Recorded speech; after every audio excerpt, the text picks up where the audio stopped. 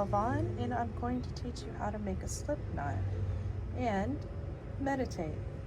So what you're going to make is a slip knot, which is always the first part of your journey with crochet.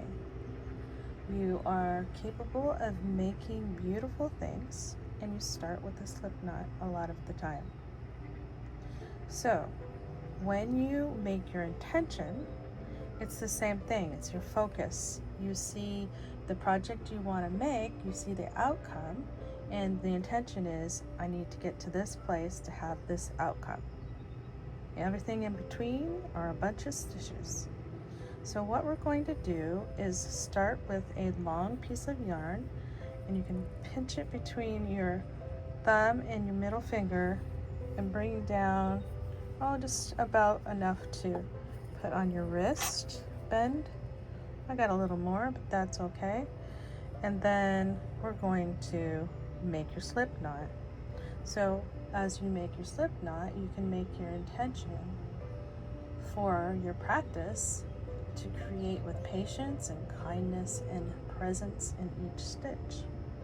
So patience and kindness and presence in each stitch. And that's for yourself, right?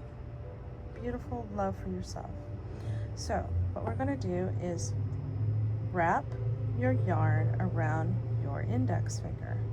This first line crease for your knuckle, wrap it around loosely once, then twice, and then pinch it between your thumb and your middle finger. Okay? Do it again. So we're going to wrap it around once loosely, twice loosely, and pinch it. Next, you're going to take this top loop, the first wrap, and you're going to pull it over the second one. While you're doing that, you're not going to let it slip. You just kind of push it gently so your fingers are together like this. Then you bring your thumb up and you can roll over that second piece and you can catch it with your finger. And I'm pulling it down with my thumb. I'm pulling down the long piece of yarn, not the short one. So let me show you again.